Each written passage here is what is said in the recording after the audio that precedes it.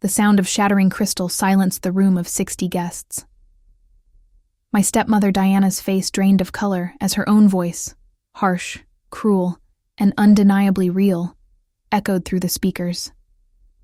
"You worthless little bitch. No one will ever love you. No one." On the projector screen behind her, a 13-year-old version of me cowered in a corner, tears streaming down my face as Diana's manicured finger jabbed the air inches from my nose. Before the story continues, write in the comments if your parents loved you. I'd love to read it. Let's see how America's Mother of the Year explains this one, I said into the microphone, my voice steady despite the adrenaline coursing through my veins. The ballroom of the Ritz-Carlton fell eerily silent.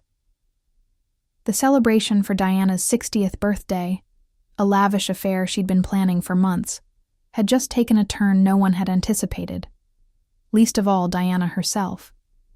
I could pinpoint the exact moment she realized what was happening. Her perfectly Botoxed face couldn't quite manage horror, but her eyes, those cold blue eyes that had watched me suffer for 20 years, widened with the dawning understanding that her carefully constructed facade was crumbling in real time, in front of everyone who mattered in her world.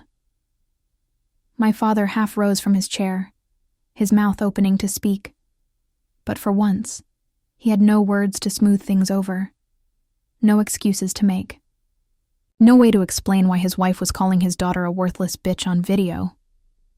"Madeline, turn that off right now," he managed at last, his voice barely audible over the murmurs that had begun to ripple through the crowd.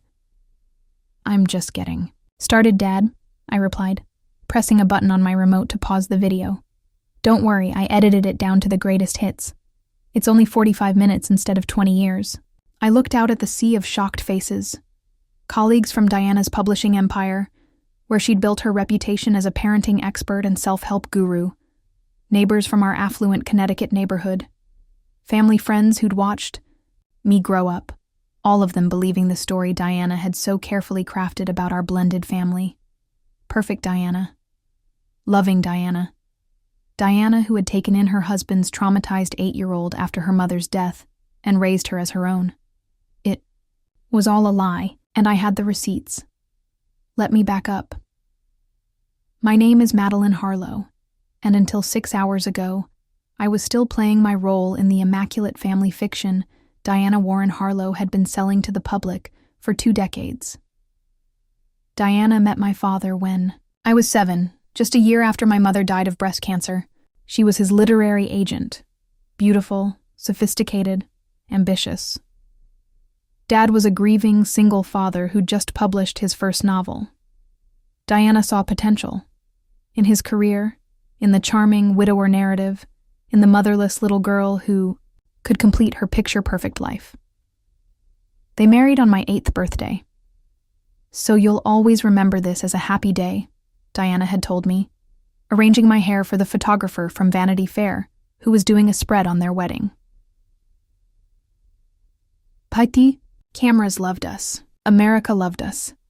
Diana's career exploded as she leveraged our family story into a personal brand.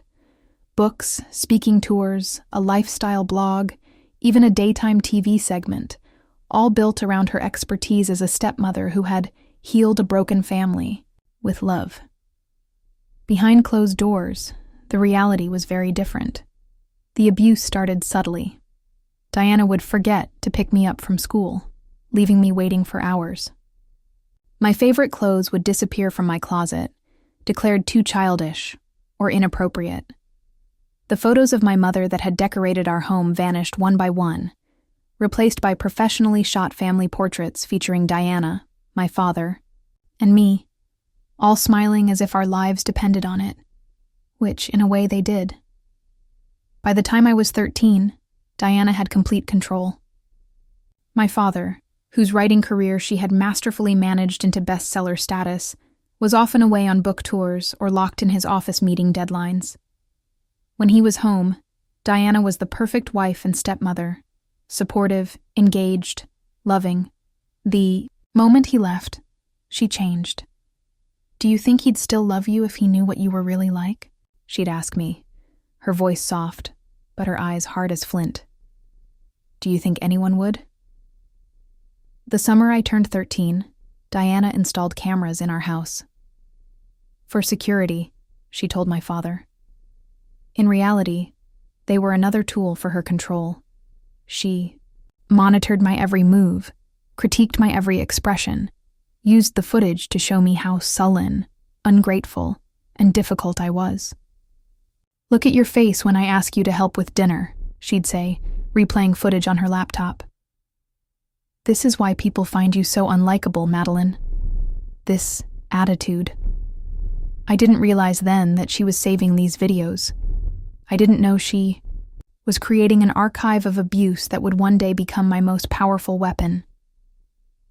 When I was 16, Diana published her first book, Blended Blessings: How to Unite a Fractured Family. It became an instant bestseller. There I was on the cover with Diana and my father, the three of us laughing together on a picturesque beach. Inside were anecdotes about our life together, all fictional, all portraying Diana as the patient, loving stepmother who had transformed a troubled, grief-stricken child into a thriving teenager through her revolutionary parenting approach. The public ate it up. Diana became a regular on morning shows and parenting podcasts. Our family was held up as an example of what was possible with enough love and the right techniques. Meanwhile, at home, I was systematically being destroyed. No one will believe you, Diana told me the day I threatened to tell my father the truth. Look at you, emotional, unstable. I'm a respected expert. Who do you think people will trust? She was right. I tried once when I was 17. My father listened, his face grave, as I told him about the cruel comments, the constant criticism, the way Diana made me feel worthless and unwanted in my own home. When I finished, he sighed. Maddie, I know adolescence is hard, and I know you miss your mother, but Diana loves you. She's done everything for you. These accusations, they're very serious. Are you sure you're not just misinterpreting things? That night, Diana came to my room. That was a mistake, she said, her voice eerily calm. Your father and I have discussed it, and we're concerned about your mental health. We think you might need to talk to someone. The someone turned out to be a psychiatrist friend of Diana's, who, after 3 sessions, diagnosed me with borderline personality disorder. The diagnosis was added to the narrative. Poor Diana, so strong as she helped her troubled stepdaughter navigate mental illness. I gave up. I retreated into myself, counting the days until I could escape to college. But even college wasn't an escape. Diana had carefully cultivated relationships with the administration at every school I applied to. She insisted on attending all my orientation events, charming the deans and department heads. I just want to make sure Madeline has the support she needs, she'd say, slipping in casual mentions of my condition and her concerns about my episodes. By the time I graduated, Diana had published 3 more books and had a daily television segment. She had become America's stepmother, the go-to expert on blended families and troubled teens. Our family photo appeared in magazines and on billboards. We were invited to speak at events, to counsel other families struggling with similar issues. It was surreal to stand on stages beside Diana as she spoke about the power of love and patience, to nod and smile as she described our close relationship and the challenges we'd overcome together. Madeline was suffering when I came into her life, she would tell rapt audiences, her hand gripping mine just a little too tightly. She had lost her mother, and she was acting out in all the ways you might expect. But I made her a promise that I would never give up on her, never stop loving her no matter what. The crowds would awe and applaud. I would smile and thank her, playing my part perfectly. After one such event, when I was 22 and home from college for the summer, a woman approached me in the bathroom. I just wanted to tell you how lucky you are, she said, her eyes earnest. My stepmom was a nightmare. She made my life hell, what I wouldn't have given for someone like Diana. I stared at her, something breaking loose inside me. "It's all a lie," I said, the words escaping before I could stop them.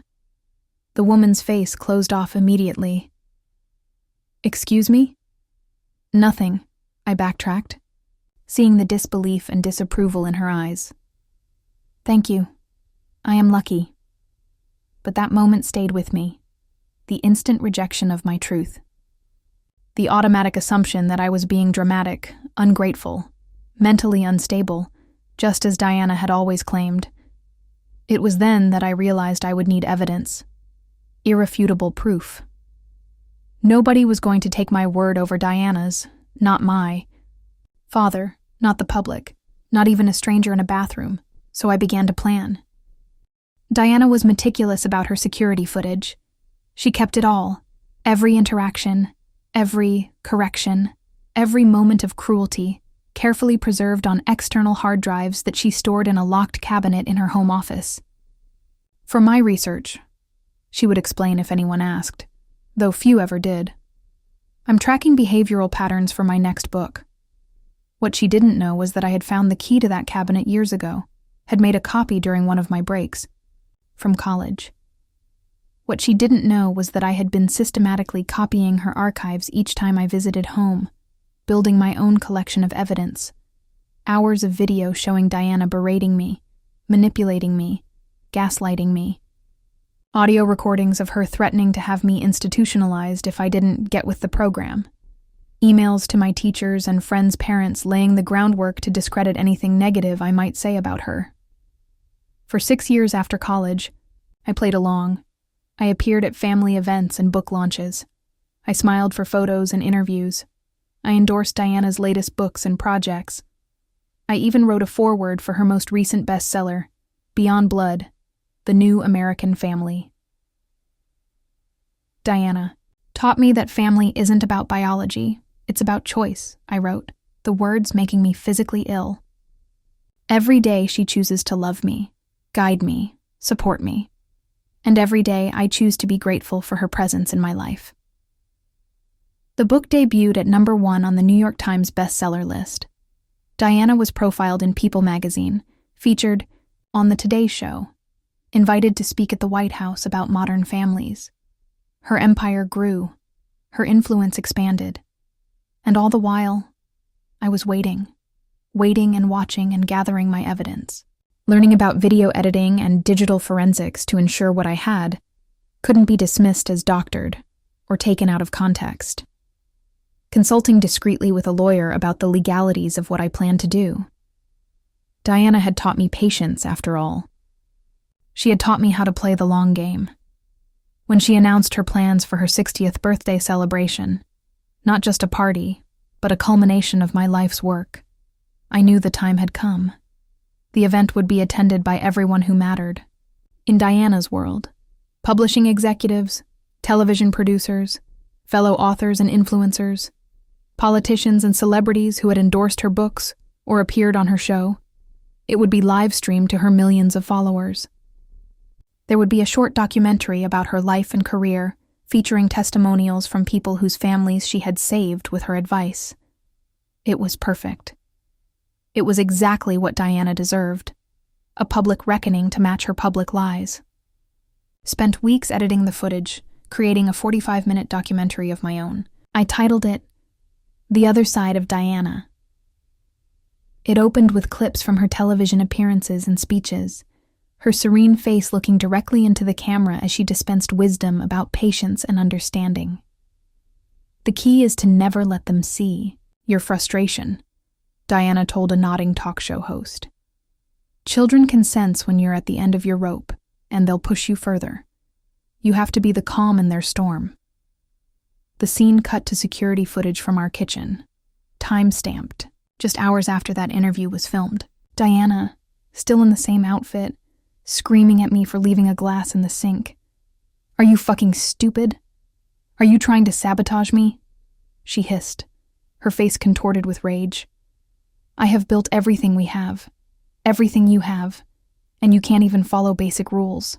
I included the aftermath of my attempt to tell my father the truth.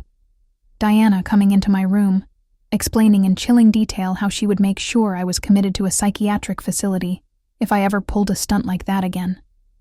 Who do? You think they'll believe Madeline, the respected expert with the perfect public image, or the troubled girl with borderline personality disorder? I've documented your episodes for years. One call, and you'll be in a padded room before you can say evil stepmother. There was footage from my college graduation, Diana beaming for the cameras, then cornering me in a bathroom to critique my speech. Could you have sounded any more ungrateful? Thanks to my professors and friends for their support. What about me? What about everything I've done for you?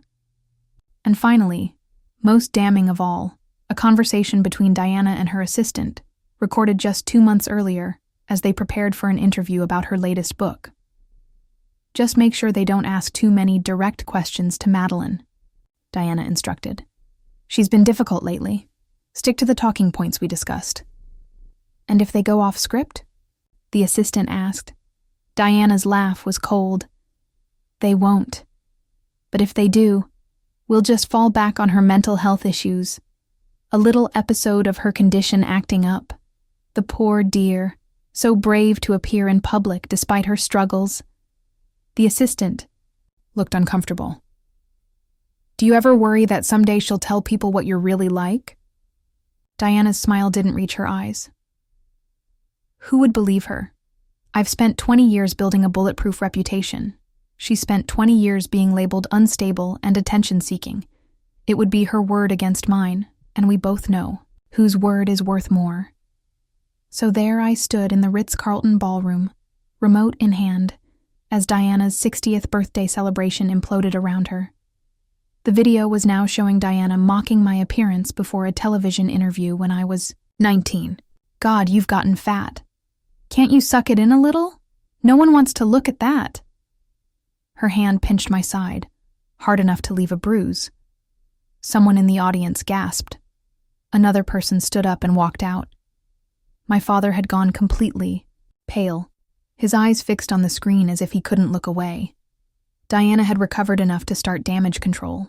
This is obviously heavily edited, she stammered, looking around desperately for support. Madeline has always struggled with reality. As many of you know, she has a serious mental health condition, diagnosed by your friend after...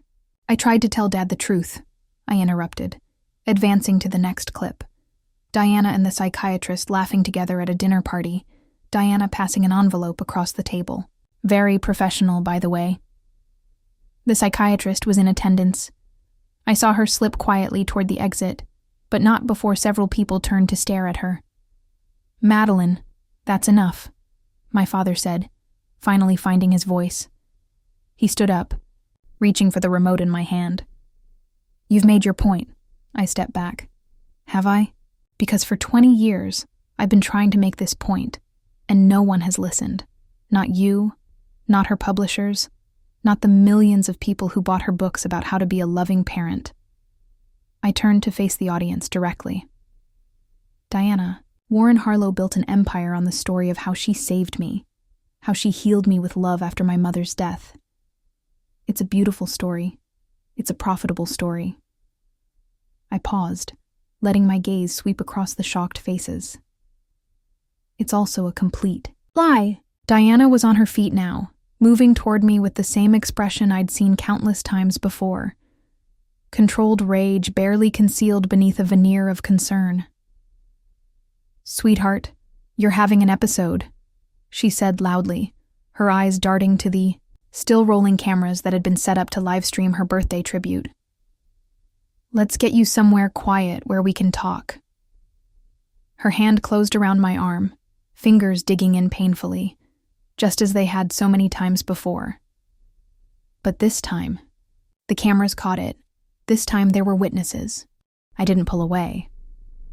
Instead, I smiled at her, then deliberately looked down at where her manicured nails were leaving marks in my skin. Classic Diana move, I said clearly. Hurt me while pretending to help me. She released me as if burned, suddenly, aware of the optics. Everyone needs to leave, my father announced, his voice shaking. "This is a private family matter." "Is it?" I challenged. "Because Diana has made our family very public. She's profited from our story for decades. She's built her career on being the world's best stepmother. Doesn't the world deserve to know the truth?" I turned back to the screen, where Diana was now shown systematically removing photos of my mother from our home, replacing them with carefully staged family portraits featuring herself. "Look at that, Dad," I said quietly. "Remember how you thought you just couldn't find Mom's photos? How Diana suggested that maybe I had hidden them because they made me too sad." My father's face crumpled. For the first time, he looked at his wife with something other than adoration.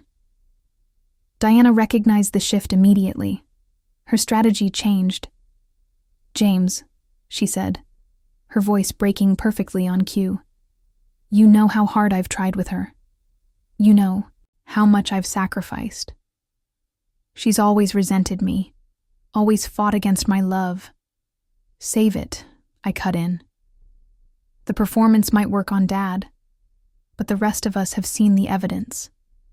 I gestured to the screen where the footage now showed Diana addressing the empty kitchen in our family home. "Perfect," recorded Diana was saying, adjusting the camera angle. "James will see this when he gets home and think I spent the afternoon baking cookies with his daughter. Not that I left her at school for 3 hours, because I was busy with more important things." The Diana on screen proceeded to artfully smudge flour on her cheek and muss her hair slightly before calling out, "Madeline, come help me get these in the oven before your father gets home. He'll be so surprised." Then she winked directly at the camera. Present-day Diana lunged for the podium where my laptop was connected to the projector. "That's enough," she shouted, mask finally slipping completely. "Turn this off now, you ungrateful little—" She caught herself, remembering where she was, who was watching. But it was too late. The ballroom had gone deathly quiet. Everyone had just witnessed America's most beloved stepmother nearly calling her daughter a name that would undoubtedly match what they'd already heard on the recordings. "Ungrateful little what, Diana?" I asked softly. "Bitch, brat, burden? You've used them all. Often. On camera." "This is a setup," she seethed, looking around wildly. "She's manipulated this footage. She's trying to destroy me because she's jealous of my success." "Diana," my father said, his voice hollow, "those are our cameras. That's our house. That's your voice. James, you can't possibly believe—" "I saw you remove the photos of Catherine," he interrupted. "I just watched you do it, on our own security footage." Diana's composure, the polished, media-trained perfection she had maintained for decades, finally shattered completely. "Fine," she spat. "You want the truth? The truth is I never wanted a child, especially not someone else's damaged, clingy child. But you came as a package deal, and you were part of the brand. The handsome widower, the motherless daughter, the savior stepmother. It worked. It made us rich. It made us famous." She turned to me, her eyes cold. "You should be thanking me. Where would you be without me? Nowhere. Nobody. Just another sad little girl with a dead mother." The collective intake of breath from the audience was audible. One of the television producers frantically signaled for the livestream cameras to stop rolling, but it was far too late. Diana's mask had fallen, and millions had witnessed it. I let the silence stretch for a moment before responding. "Thanka. You, Diana," I said calmly. "That's exactly what I needed everyone to hear." I looked out at the stunned faces of the people who had built Diana's empire with her. Publishers, producers, influencers, all complicit in spreading the myth of our perfect blended family. For those of you who profited from Diana's expertise, all these years, who never questioned where her content came from or whether it was true, I have just one question. Will you continue to sell abuse as inspiration? I clicked to the final slide of my presentation, the cover of Diana's latest book, with its glossy family photo and embossed title, Beyond Blood, The New American Family. "The irony," I said, "is that Diana did teach me valuable lessons. She taught me patience. She taught me how to recognize manipulation. She taught me how to gather evidence. And most importantly, she taught me that the truth always comes out eventually. I closed my laptop, unplugged it from the projector, and tucked it into my bag. "Happy birthday, Diana," I said as I walked past her frozen figure. "Consider this my gift to you, the freedom to stop pretending." As I reached the ballroom doors, I heard my father call my name. I turned. He stood alone in the center of the room, Diana having disappeared somewhere in the chaos. He looked older than I had ever seen him, defeated and lost. "Maddie," he said, his voice breaking. "I didn't know. I swear to you, I didn't know." I studied him for a long moment. "You didn't want to know," I corrected gently. "There's a difference." Then I walked out, leaving behind the wreckage of Diana's empire and the shattered illusion of our perfect family. Outside, my phone was already exploding with notifications. Clips from the live stream were going viral. Diana's name was trending. Journalists were calling for statements. I silenced my phone and slipped it into my pocket. There would be time for all of that later, for interviews and explanations, for the inevitable legal battles and public relations wars. For now, I just wanted to breathe air that wasn't thick with lies.